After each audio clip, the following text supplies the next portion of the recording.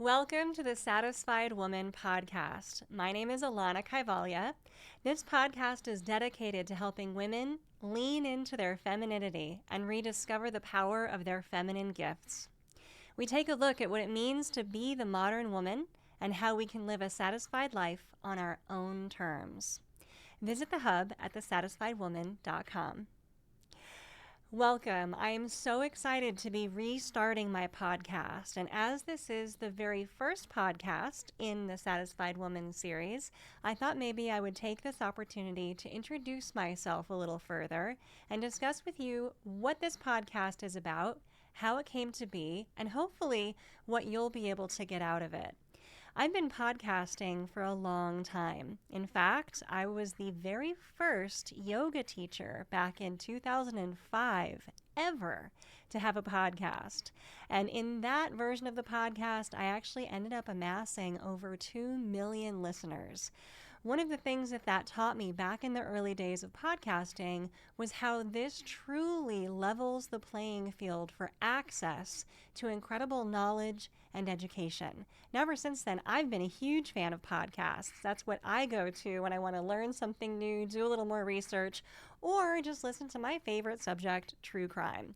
So my name, as I said, is Alanna Kaivalya, and I've walked a long road. I have been podcasting since 2005. I've had a few different versions of the podcast.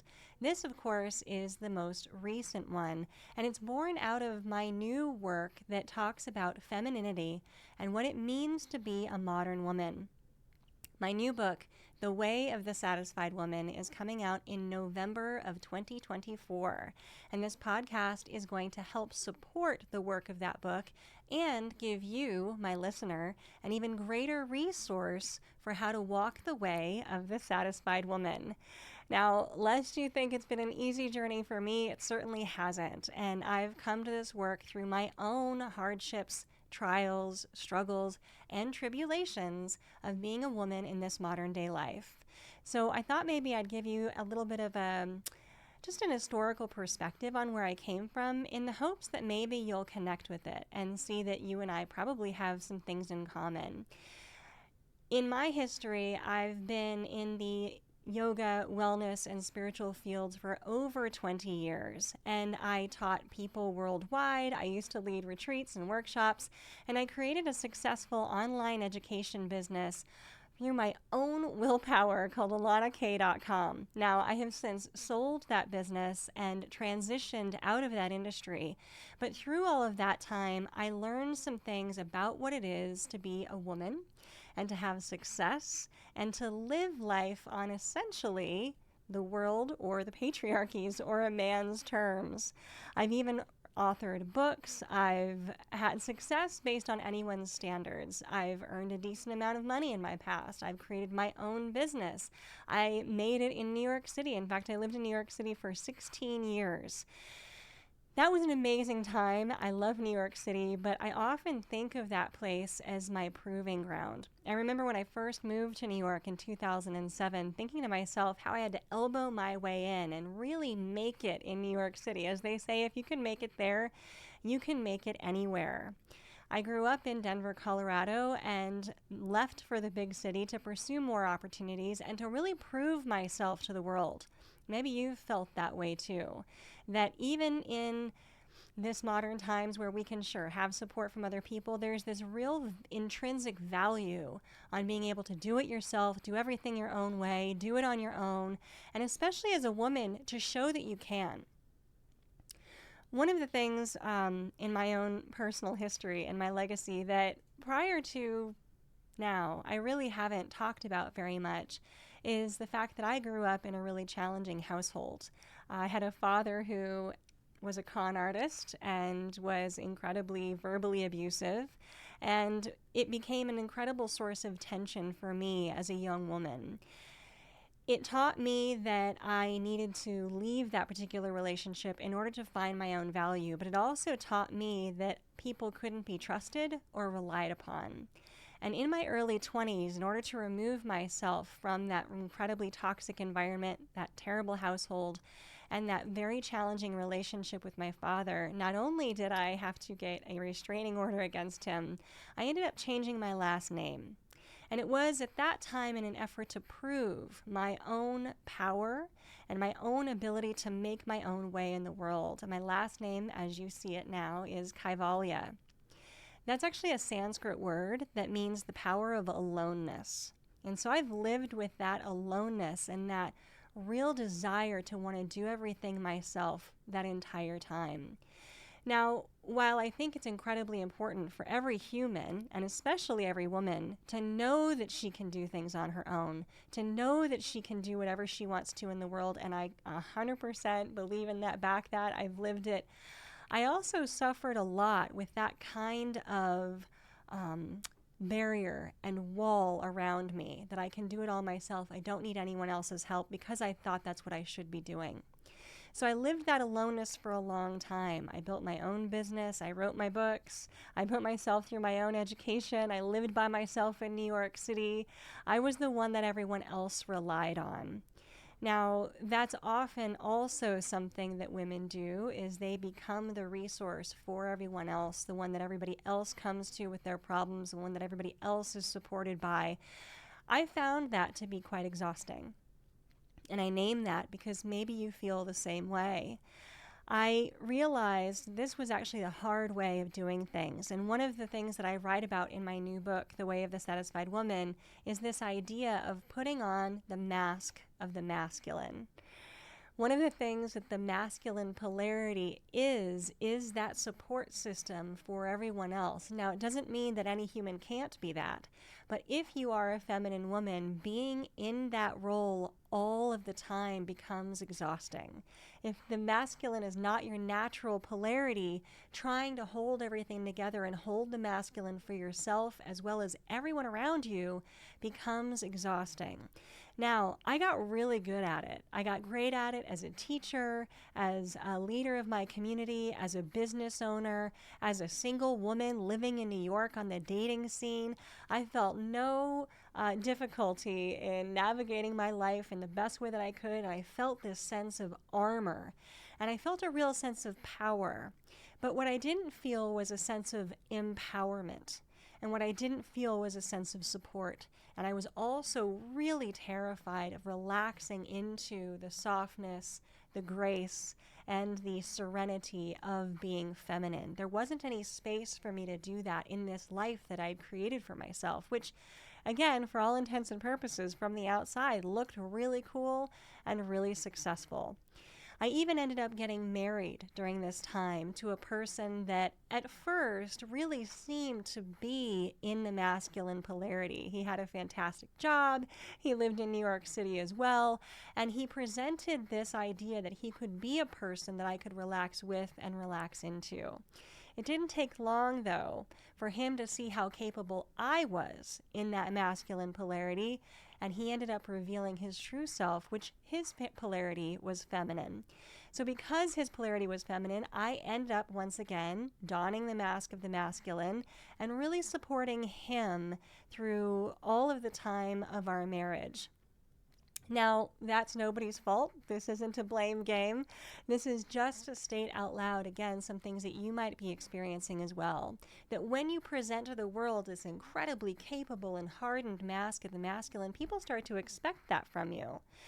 Now, while all of this was going on and I started to feel this discomfort within myself that I wasn't able to truly be myself, that I wasn't able to truly relax into my feminine polarity, that I didn't have a space to just be at ease, to be soft, to be creative, that I had to force my way into success with my business, that I had to armor up to walk around in the outside world, that I had to, in the dating world, I don't know if you're single or not, but Single in New York, there's an entire series about it, right? Sex in the City. You have to really own your masculinity in the dating world. You have to often ask people out for dates. You have to be armored is the best way that I can describe it, because that's what it felt like to me. As I was going through this experience of living, of life, of being a married woman, being a business owner, being the support from my community and my friends, living in New York, doing all of these things that I really thought I was supposed to do, that the patriarchy, that our culture tells us that we should do, not asking for help, doing everything myself, I started studying more about the polarities of the masculine and feminine. And they became incredibly fascinating to me. Now, we really feel the tension of masculine and feminine in intimate relationship. It doesn't mean that it's not present in any other type of relationship. It is. It's present everywhere. And in fact, as human beings, all of us has both masculine and feminine energies within us, regardless of gender, regardless of sexuality, regardless of how we find ourselves participating in the world. We all have both within us. It's just that one of them will be our more natural polarity. There will be one that we most often feel a pull to. And it's in intimate relationship that we're most able to find ourselves the space, the safety, the security to relax into that polarity and fully thrive in that dynamic.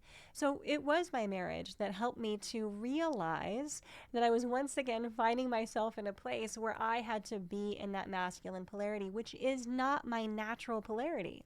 I'd become incredibly good at it, but it wasn't naturally who I was or who I wanted to be. And any time any person inhabits a polarity that isn't theirs for too long, it becomes exhausting. It leads to burnout.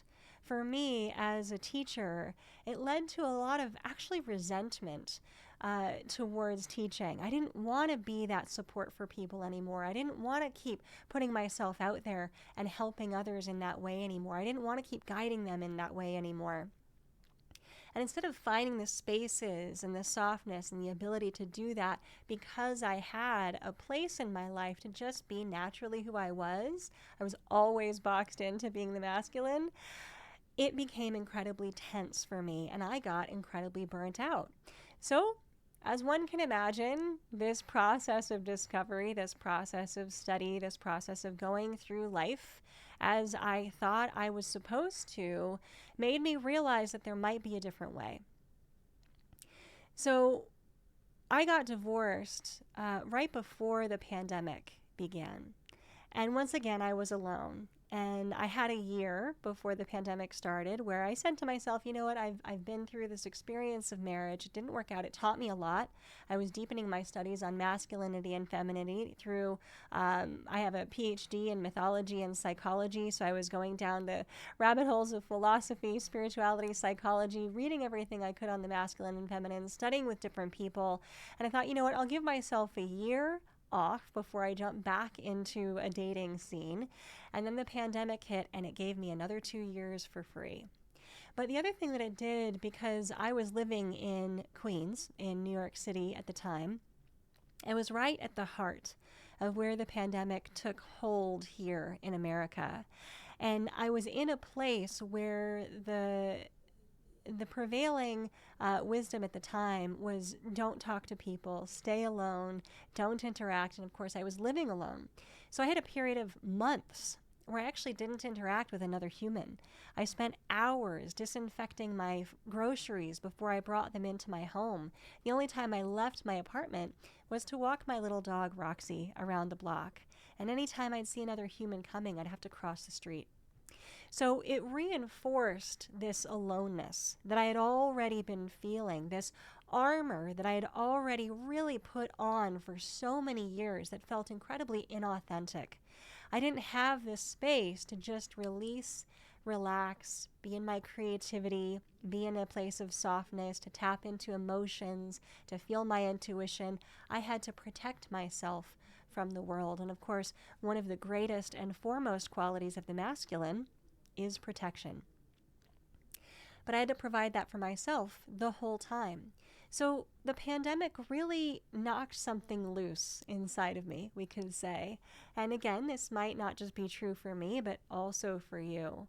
And that state of aloneness that was a forced aloneness because of the conditions of the pandemic drove home in such a poignant way how much this mask of masculinity just wasn't going to work for me anymore, how it was time to explore something different, and how I really needed to understand what it meant to be a feminine woman in the modern world and how to create that for myself so that I could live my life not as a successful woman, because I'd already done that, but as a satisfied woman.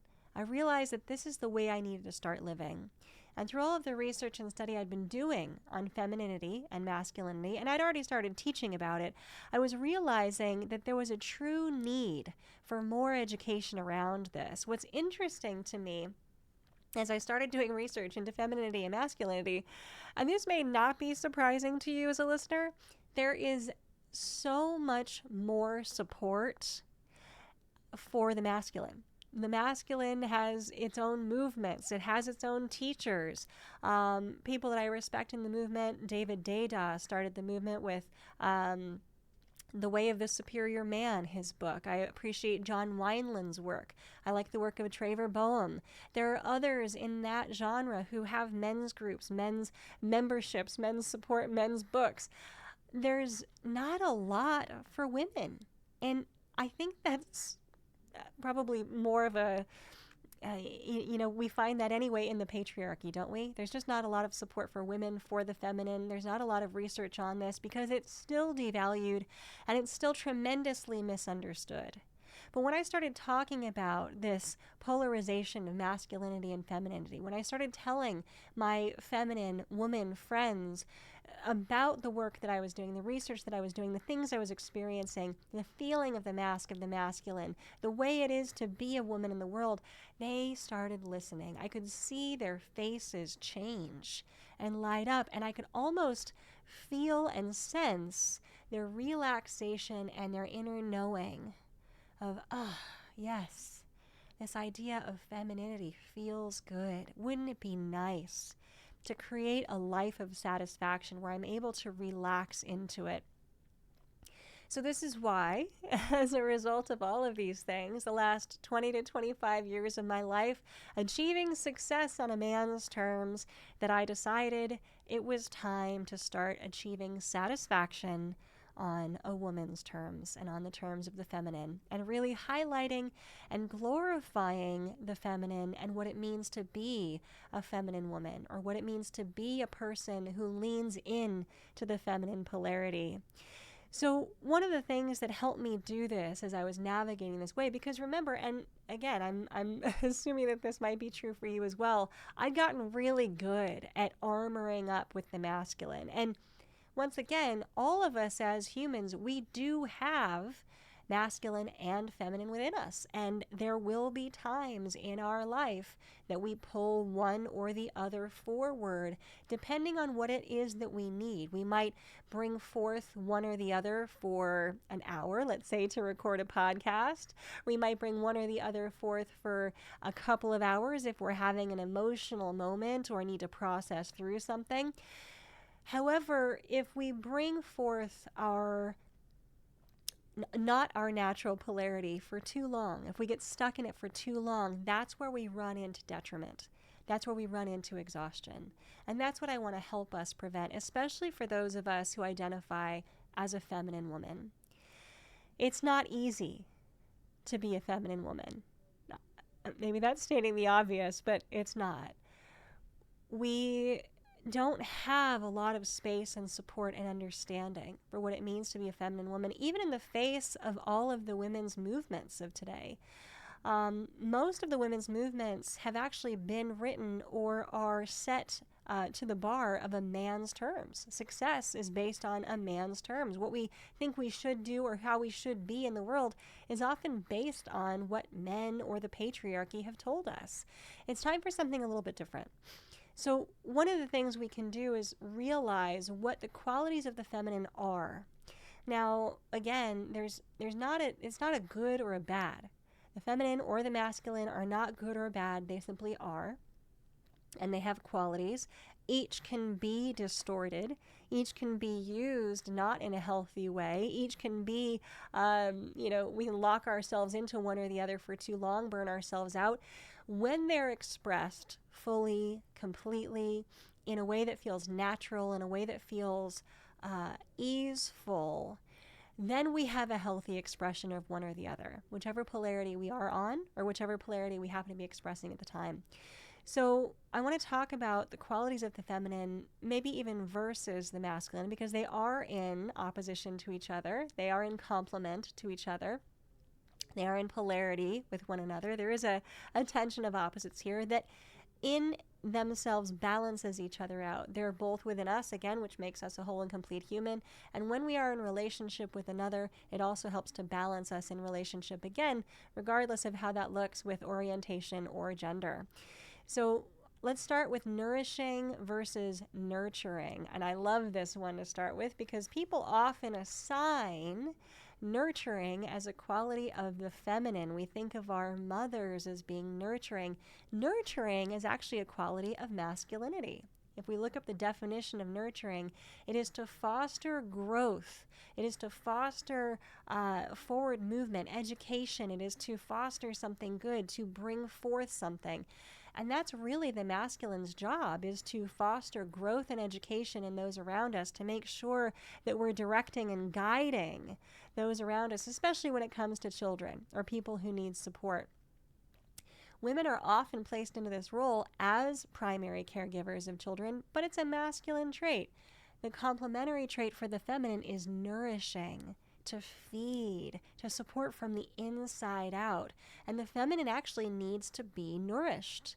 We feel most feminine when we are at a state of relaxation. When I think of nourishment, I don't just think of eating incredible food that makes you feel completely satisfied or satiated. I think of being in a state of relaxation. For some, that may be a spa or a hot springs, or for some, that may be a massage. For some, that may be a glass of wine on the couch. For some, that may be laying out in the desert or on the beach or sailing in a boat. Whatever it is that makes you feel most alive, that generates the quality of life within you, that makes you feel like your cells are just shining and brimming over with life energy, that's true nourishment. And it is this welling up quality from within that is nourishment, whereas nurturing is an empowerment from without, from outside, where we're given direction, we're given education, we're given guidance. So the feminine is to nourish and the masculine is to nurture. Another opposite that we have to highlight what the feminine is communion and collaboration versus competition. When we think of what it means to be successful in the world, and remember I played this game of success for a very long time, and you might be playing it too, that's an incredibly masculine game to play. Success means stepping over others. It's a hierarchical process of achieving something over and above everyone else. That's not how the feminine does things. The feminine feels not success, but satisfaction when she is able to commune and collaborate with those around her, when everyone has a sense of participating and, let's say, winning in an environment. So in the business world, typically, that kind of behavior is not valued. When we get into a boardroom, we want somebody at the head of the table to tell us what to do and to make decisions. Whereas the feminine in a boardroom would be more like at a round table, asking for input and direction from everybody, making sure that whatever the decision is, it actually has the benefit or the highest good of all involved. So the feminine is communion and collaboration, whereas the masculine is competition. And there's nothing wrong with a little bit of healthy competition. Again, the challenge is when we get locked into that and we feel like that's the only way to be. It's not. We have another option.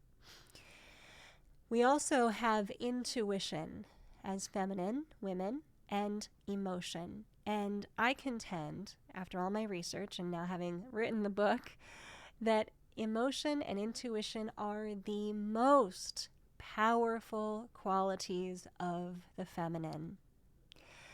Now, again, I know I've stated this a couple of times, but I can't drive it home enough. Every human has both masculine and feminine. So even the most masculine people are going to have emotions and intuition. They may not rely on them as much as those who identify as the feminine, but they still have them, and they can call upon them when needed.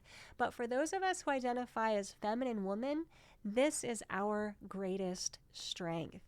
And what's interesting, and actually perhaps not, This is the thing that becomes most vilified in our culture, in our dominant culture. It's the thing that is most misunderstood. And even as a woman, I remember for so long trying to repress my intuition and stamp down my emotions because they are either terrifying to those around me or even terrifying to myself. If I can't logic my way through something, how is anybody going to take me seriously? Especially as a business owner.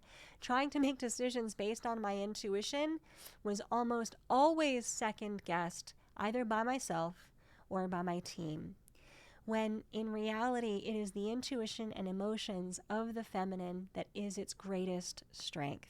Our intuition comes from something inside of us, and I like to point to the movement and the new science of epigenetics for this. I had a very powerful relationship as a young woman with my grandmother.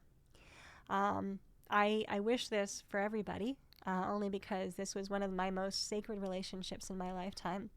And I think about all of the things that she went through as a woman in her time. She went through World War II as a prisoner in a prison camp in Germany. She was Ukrainian, and she had a lot of difficulty. She was separated from her family. Her village was burnt down. And she came to America as a refugee 13 years after the war and started her family in Denver. And that's where I'm from.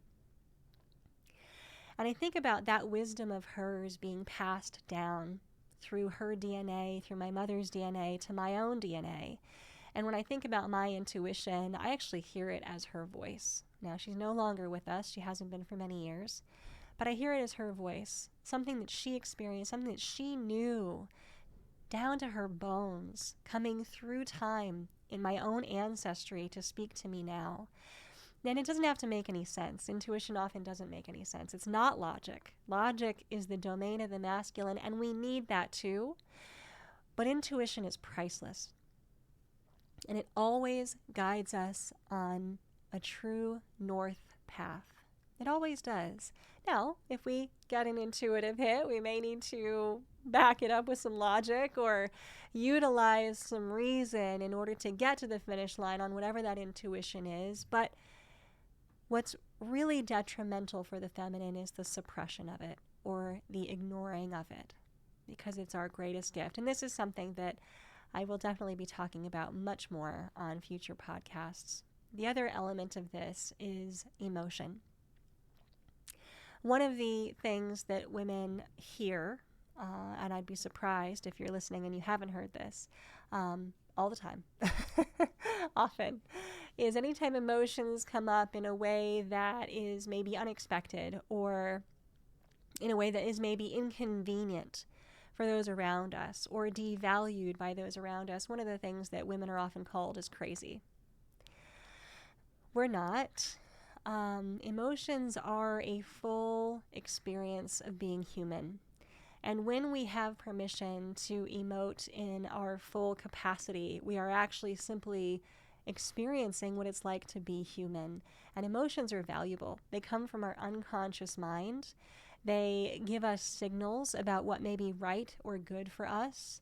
They help us process life's experiences. And the suppression of emotion leads to incredible suffering for any human. This is what therapy is for. This is what a lot of psychology is used to address. And if we were able to simply value emotions in their time and in their place, if we were able to hold a space for emotions as they arise, we would learn the lessons that they hold, which is what might be good or might be right or might be true for us. And when we follow what is good and right and true, when we're listening to our intuitions, when we're guided by our emotions, we live a life of satisfaction. And we can use reason and logic to back it up. The masculine does that. That's the masculine's job. That's what helps us stay on track and guide ourselves forward. The emotions might create a set of circumstances that point to discomfort. And then reason and logic will help to direct us away from it or resolve the issue. But both are necessary in order to get to a good and right and true place for us. Now, realizing these things, after all that I had been through, trying to muscle my way through, don the mask of the masculine, get to the top of the ladder, build my own business, achieve success, have the marriage, do whatever it is that I thought the world or the patriarchy was telling me to do, realizing the power of nourishment, communion, collaboration, emotions, intuition. That's really where my power lies as a feminine woman was revolutionary. Leaning into that, creating this space for myself in my life to have that level of satisfaction has been a game changer. And this is why I write about it and why I teach about it and why I have realized that it's something that every woman needs to know. I hope that every woman is able to know this. I understand that we still live in a difficult time, that we still have these patriarchal values placed upon us, that we still may have the sense or the desire to achieve success, to rise ourselves up the corporate ladder, to achieve whatever it is we need to achieve, or even to don the mask of the masculine. All of these things are okay. But if there is a sense of discomfort, if you do feel like there's a little bit more inside of you that is yearning to blossom, then I wish that for you, my fellow satisfied woman. I wish that you have the ability to create a life of safety, security, trust, and that you are cherished by those around you in order to walk the way of the satisfied woman. This is what this podcast is designed to help you do. I will continue to explore topics in this area. I will continue to show you what it is to be a satisfied woman and help you walk that path, if not through my book or this podcast, but also through my website, thesatisfiedwoman.com. So thank you so much for being here with me on this journey. I appreciate you letting me pivot and begin this journey with you. And I look forward to doing this together because this is a collaborative experience. And I appreciate who you are, and I hope to help you walk the way of the satisfied woman.